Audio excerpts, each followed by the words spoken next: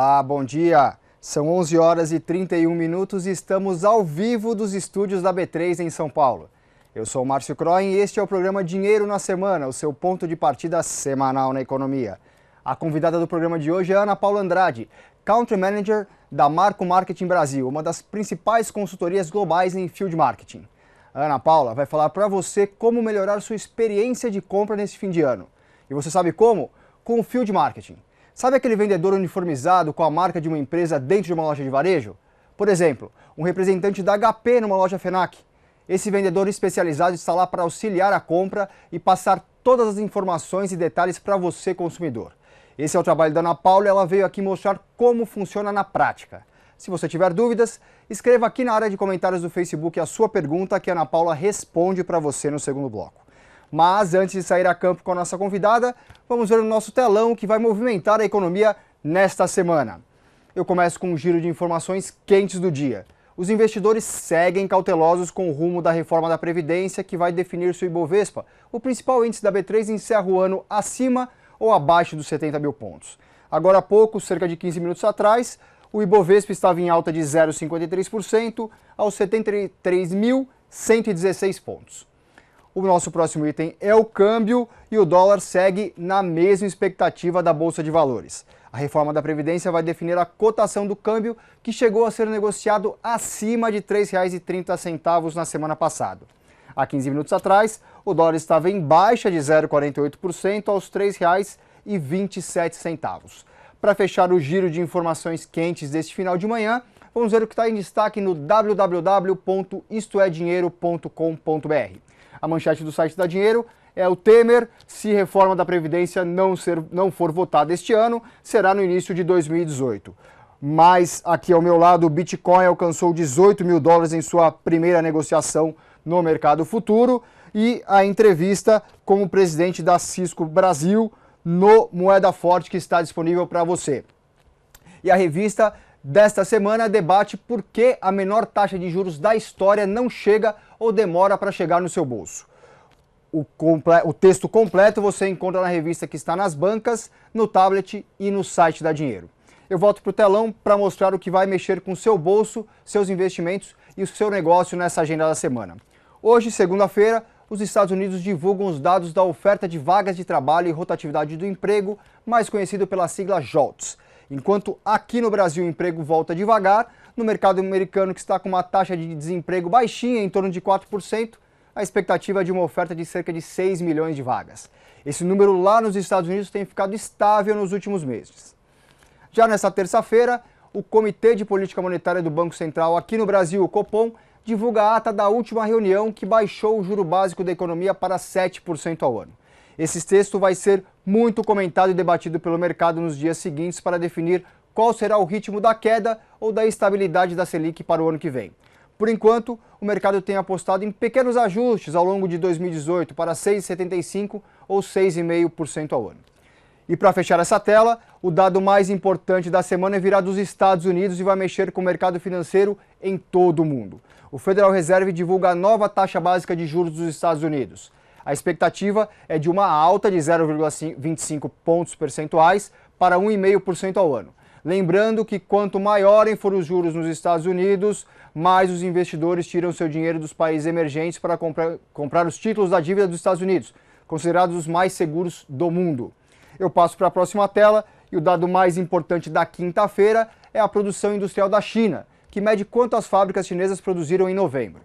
A projeção do mercado é de uma alta de 6% no mês, um pouco abaixo dos 6,2% de crescimento na produção em outubro. Essa queda, porém, não é suficiente para afetar as encomendas e compras de commodities de outros emergentes, como o Brasil. Por fim, para encerrar a semana, na sexta-feira o IBGE divulga a pesquisa mensal de serviços de outubro, que deve mostrar uma acomodação em relação a setembro. Esse é um bom sinal para a atividade econômica e deve confirmar um quarto semestre de nova expansão do PIB. E chegamos ao destaque do programa de hoje: como melhorar sua experiência de compras neste fim de ano. A Ana Paula Andrade, da Marco Marketing Brasil, vai explicar como o Field Marketing pode ser útil para você, consumidor. Ana Paula, eu gostaria de começar, seja bem-vinda primeiramente, começar desmistificando o Field Marketing. O que é e como o consumidor pode aproveitar? Vamos lá, acho que você começou falando de uma forma muito fácil de explicar, que é quando você chega numa loja e você vê um representante da marca que vem te falar sobre o produto e fazer um atendimento, as pessoas acho que nem imaginam a quantidade de trabalho que a gente tem por trás disso. Então, para falar um pouquinho de mercado, esse é um mercado bem pouco auditado ainda. O último número que a gente tem é de 2012, são mais ou menos 400 mil profissionais dedicados para essa atividade. Então, estamos falando de alguns bilhões que movimentam essa economia. E uma marca, ela pode ter essa força de vendas no ponto de venda. Vamos falar varejo para simplificar, mas podem ser outros tipos de canais também. A indústria pode colocar esses times... ela mesma, contratando direto essas pessoas no campo ou através de uma agência especializada, como é o caso da nossa. E para que essas empresas contratam esses profissionais para ajudar na força de venda? A gente tem alguns formatos, quando você fala desde varejo alimentar ou um varejo especializado, como foi o teu exemplo em cima de TI. A primeira coisa é garantir que o produto está exposto da forma correta, com o preço correto, para que o consumidor possa ter uma boa experiência de compra. Não adianta nada você ter um trabalho de marca muito bem feito se o consumidor, quando chega na loja, não encontra o teu produto. Então, em alguns mercados mais maduros, isso é uma tarefa 100% do varejo, mas no Brasil isso ainda não acontece. É preciso um trabalho em conjunto entre as marcas e os varejistas, para poder acertar qual é o mix correto de produto, qual é o valor correto, como ele deve ser exposto e qual que é a experiência que esse consumidor vai ter no ponto de venda. Então, é quase que uma garantia que as marcas têm de que o consumidor vai ter essa experiência na loja que vai encontrar o produto da forma certa. E como fazer esse mix correto de produto? É pelo perfil do público, é o perfil dos clientes que vão até essa loja? Como que vocês conseguem fazer esse balanceamento? O fio de marketing, acho que aí está a grande desmistificação desse tema. Ele junta a questão desses profissionais que estão alocados no ponto de venda e muito BI por trás. BI a gente chama de Business Intelligence, ou seja, todo o tratamento de informações que a gente cruza de diferentes fontes de dados, então desde pesquisas de mercado, vamos supor, de um raio-x de lojas que tem determinado comportamento de consumo, versus as informações que a gente coleta dia a dia através dessas equipes que dão para a gente uma série de informações de quais são os produtos para cada tipo de consumidor, para cada hora da loja, para cada dia da semana. Então, é uma quantidade imensa de informações que a gente trata disso nos bastidores para poder fazer essa equação da melhor forma e garantir que um determinado tipo de ponto de venda tem um mix de produto e um outro tem outro. E essa equipe que está no ponto de venda, ela é preparada para cada uma dessas situações. Eu comecei falando sobre TI, então quer dizer, o profissional que está lá é o profissional que vai saber tecnicamente explicar para esse consumidor o que aquele produto tem de vantagens, tem de benefícios, tem de tudo. Mas você falou que tem outras formas do field marketing atacar, como o alimento. O que seria o alimento? É você experimentar, fazer com que esse cliente experimente no ponto de venda? Alimentos, acho que tem um primeiro desafio, que é a gente preservar a não ruptura. A ruptura ela acontece quando o produto não está no ponto de venda, que acho que é o maior dilema do varejista, é o consumidor querer um produto que não está na loja. E aí, quando você fala de perecível, principalmente, é muito complexa essa logística, essa garantia de que o produto está na hora certa e você não tem uma super estocagem, porque isso também é dinheiro parado. Quando você entra com o fio de marketing, a gente vai muito para essas estratégias. Como você degusta, como você compara um produto com o outro. A gente tem aí uma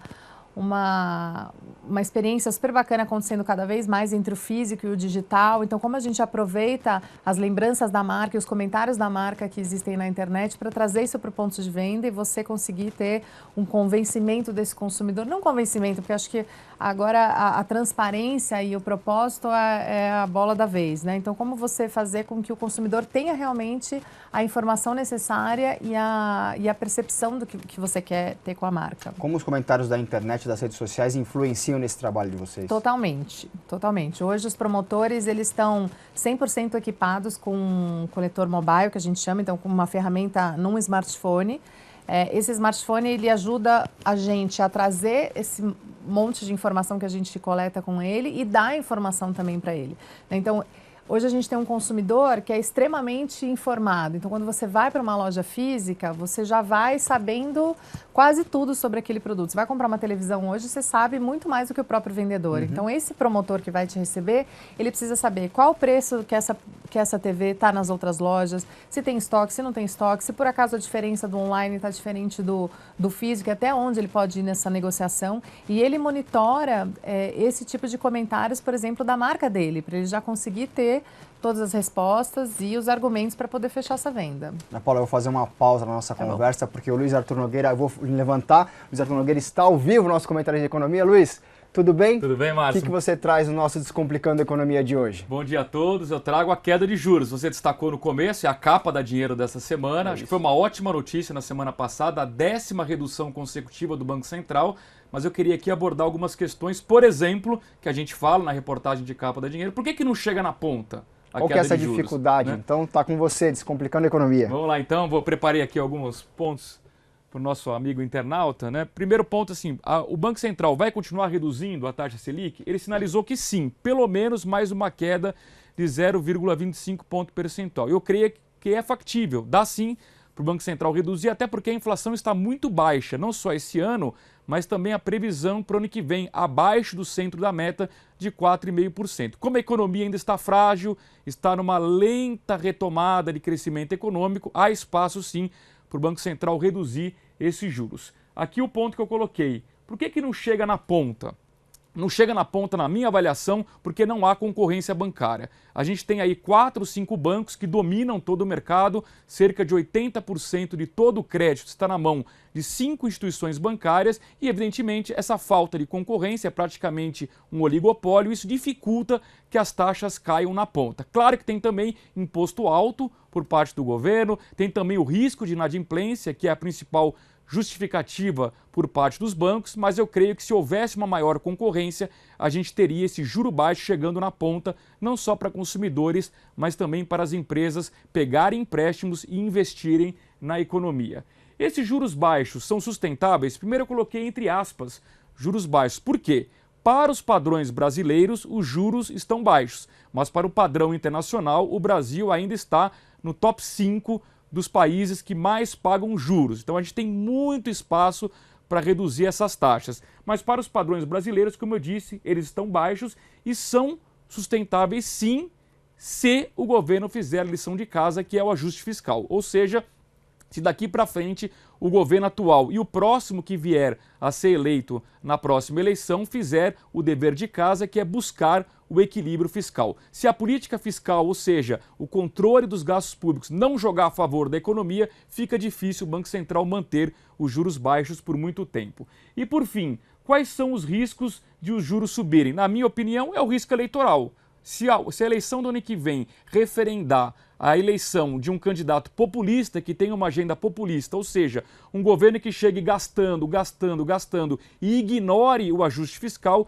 isso vai pressionar a inflação e, consequentemente, vai obrigar o Banco Central a elevar os juros. Se, ao contrário, as urnas elegerem um governo responsável, que tenha uma agenda fiscal coerente com a atual situação do Brasil, aí eu creio que os juros poderão permanecer nesse patamar baixo, em torno de 7%, aí, por pelo menos mais um ano ao longo de 2018. Certo? Eu volto na semana que vem com mais um Descomplicando a Economia. E, Márcio, para concluir, eu queria fazer uma pergunta para a Ana Paula. É possível? Por favor, claro. Aliás, por coincidência, ontem, domingo, eu estive numa loja dessas de eletrodomésticos, fui comprar um televisor e tinha um vendedor super capacitado que me convenceu, aliás, a comprar o mais caro, né? Muito Tomara bem. Que ele trabalhe para mim. Com certeza. E aí acontece o seguinte, ele me convenceu de que era melhor pegar um produto de ponta, que é mais caro, naturalmente, mas na hora do vamos ver, de decidir, o que eu fiz? Saquei o celular, buscador e comparei o preço com outras lojas, principalmente do comércio eletrônico, né? E ali eu coloquei ele, obviamente, numa saia justa em que ele teve que buscar o apoio de um gerente para poder cobrir aquela principal oferta. Sim. É assim mesmo que ele tem que agir, Ana? Sim, é assim mesmo. Essa decisão do preço, o representante da marca, ele tem uma certa flexibilidade, mas a palavra final realmente é do varejista. Eu acho que a gente vai passar por um período de adaptação agora nos próximos anos, que é essa acomodação do físico com o digital, que precisa acontecer. E cada vez mais o ponto de venda físico, ele tem que ser esse ambiente de experiência, de informação e às vezes não necessariamente a venda. Né? Então, se numa decisão dessa você tivesse comprado no digital daquele varejista, acho que o trabalho teria sido bem feito também, porque o principal é a gente deixar o consumidor satisfeito, seja onde for a decisão dele de compra. Mas isso que você viveu, de ter a experiência da marca, de ter a informação correta, de ter o produto correto para você, acho que esse é o objetivo que a marca tem com esse tipo de trabalho. E a marca quer vender, né? Não Exatamente. importa se for pelo físico ou pelo virtual. Exatamente. Né? Isso ainda é um desafio muito grande, porque os canais eles ainda competem entre eles. Mas acho que a gente está numa curva de amadurecimento e isso vai acontecer invariavelmente. Acho que isso não tem volta mais. Como que foi a Black Friday para o Field Marketing, para as empresas que apostaram nisso ou tiveram isso como uma boa ferramenta de vendas? E o que está sendo esperado para o Natal agora de 2017? Sim, Black Friday foi muito bom esse ano em comparação com o ano passado. A gente teve uma variação entre 5% e 10% de aumento de venda, o que para toda essa crise que a gente vem, todo esse pessimismo de consumo, ele foi muito positivo. Apesar do varejo ter ainda muita resistência com esse período, porque as margens realmente são muito apertadas, eu particularmente acho que é um incentivo para o otimismo do consumo que a gente precisa. E isso vem refletindo o Natal. As datas são muito próximas, então a gente vê um consumidor que muitos já adiantaram as compras de Natal, mas o próprio varejista se prepara muito para o Natal em termos de experiências, de outros tipos de ações, de ofertas também, mas sem crucificar tanto essa relação saudável. E o Natal vem com esse otimismo também. Para o Field Marketing é uma data extremamente importante, porque as marcas costumam aumentar esses times. Então, a gente tem hoje marcas que têm entre 200 e 300 pessoas na rua, até 1.000, 2.000 pessoas representando uma marca só. Uau. E esse contingente chega a aumentar 50%, 60% nessa época.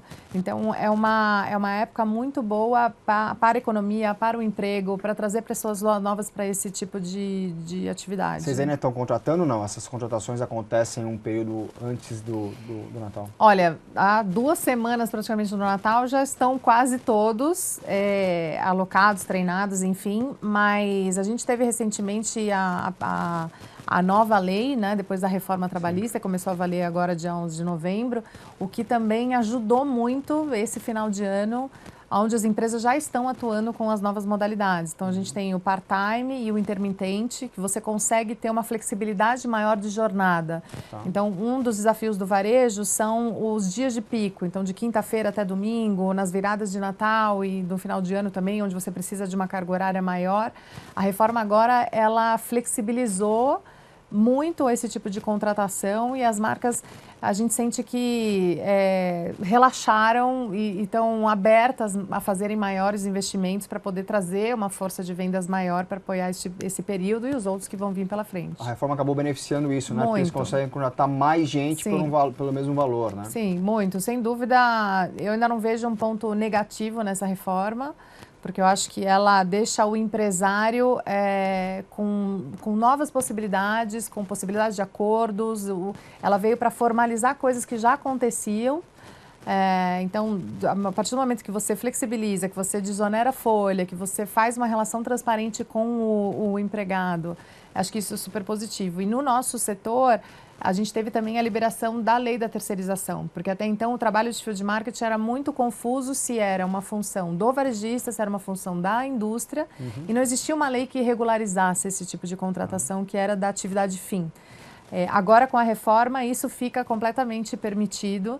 Então, esse otimismo geral, eu acho que vai movimentar muito esse mercado nos próximos anos, que é super positivo para todo mundo. E a economia crescendo, a gente imagina que 2018 possa ser muito melhor do que vocês viveram esses 2 ou 3 últimos anos. Tomara.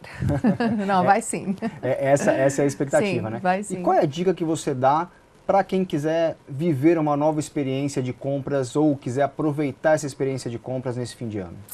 Olha, apesar da gente ter sempre os compradores de última hora, né, que são aqueles que vão lá no dia 24, no meio do dia, sem dúvida, se você se programa mais, você vai ter melhores ofertas, você vai ter um atendimento melhor, se você tiver mais planejado. E aí, assim, não necessariamente tanto tempo antes, mas essa semana de Natal, eu acho que as lojas estão bem preparadas para poder receber os consumidores, principalmente daquelas compras mais complexas, de eletroeletrônico, linha branca, mobile, celular. Eu acho que as marcas estão bem preparadas para receber os consumidores, para viver uma boa experiência aí. E a comparação com o digital, ela é importante sim, eu acho que tem que ser uma relação transparente e verdadeira. Muitas vezes numa loja física, talvez você não tenha a melhor condição de preço, mas você tem uma experiência, um atendimento que te satisfaça e você... Ontem até estava lendo, o e-commerce no período de Natal, ele perde a partir do dia 19. As pessoas ficam inseguras de que o produto não chegue a tempo do Natal. Então, a partir do dia 19, entre o dia 19 e 24, são dias extremamente promissores para você ter uma boa experiência na loja, que esse varejista vai estar te esperando de braços abertos. E a compra vai estar lá, né? Você vai levar com certeza o produto para sua casa, né? Exatamente. Se a gente pensar em 2018, por exemplo, a eleição influencia de alguma maneira o trabalho de vocês? Vocês não têm trabalho, por exemplo, de campanha política, né? Isso não faz parte do trabalho de vocês. Não, acho que tem disciplinas que convivem com a nossa, mas não necessariamente em cima do fio de marketing. Eu acho que as eleições, tudo que atinge o consumo do país, ele interfere na nossa atividade. Né? O otimismo ou o pessimismo, da disposição das pessoas gastarem, isso sim influencia diretamente. Então, a variação do dólar, isso sim influencia. Então, acho que a gente está entrando um ano de uma forma mais otimista que o ano passado, mais alerta. Alerta com o que pode acontecer dessas eleições, principalmente depois que forem anunciados os oficiais aí. Os candidatos que vão estar ali nas urnas, né? Exato. E quem quiser ser um vendedor especializado, participar desse trabalho, o que ele tem que ter de especialidade? Como que ele chega até vocês e o que ele tem que ter de especialidade? É muito interessante essa pergunta, porque o trabalho de promotor, ele ainda é muito visto como um bico, né? E eu acho que isso tem um lado positivo, que é você pode começar com pouca experiência, entre aspas.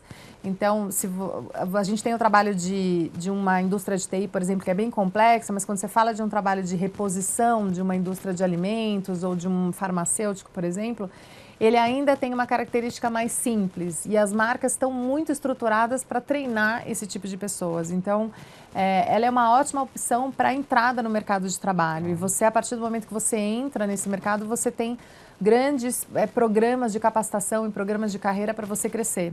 Então, dentro da marca, por exemplo, a gente tem quase 25 anos de histórias e eu tenho gerentes hoje da minha equipe que vieram de campo, começaram como promotor temporário e que foram crescendo ao longo desses anos e que conseguiram desenvolver uma carreira super bacana. Então, é um convite, porque é um mercado extremamente promissor, você tem muitas possibilidades para você poder crescer dentro desse mercado. Eu represento a Ampro também, que é a Associação de Marketing Promocional, que reúne todas as agências de field marketing. E procurem a Ampro, que acho que hoje é uma instituição também que chancela as empresas sérias, as empresas que cuidam desses trabalhadores, que têm programas de desenvolvimento, de treinamento, para que a gente tenha um mercado saudável. E tem algum segmento que demanda mais do que outro? Por exemplo, TI, que a gente estava falando, alimentos. Tem algum segmento que a gente consegue enxergar que... Olha, alimentos, bebidas, celulares, acho que são os que têm volume de pessoas, são equipes grandes, né, de 1.000 pessoas, 2.000 pessoas. Normalmente, eletroeletrônicos, linha branca, esses produtos mais complexos são times menores, mas que você tem um perfil mais treinado. Então, normalmente se exige universidade completa, exige outros cursos de capacitação para que você possa realmente representar essa marca. E não só a parte de promotor em si, mas como eu te falei, existe um por trás das câmeras aí no nosso trabalho que mobiliza um contingente enorme de profissionais altamente capacitados, de inteligência, de marketing, de logística, porque o trabalho dessa equipe no campo começa muito tempo antes dele chegar no ponto de venda, né, para você saber como direcionar essas equipes da forma correta. Nenhuma marca hoje em dia consegue ter uma cobertura 100% no varejo. Então, para você colocar todos os recursos na hora certa, no lugar certo, existe uma grande inteligência por trás. E é um mercado muito desafiador. E esse é o seu desafio, né? É divertido. Ana Paula, obrigado pela sua presença e participação. Obrigada, foi um prazer. E muito obrigado a você pela companhia neste Dinheiro na Semana de 11 de dezembro de 2017. Inscreva-se no nosso canal no YouTube e fique por dentro de todas as novidades diárias da TV Dinheiro. Vejo você na próxima segunda, no mesmo horário. Tchau, boa semana.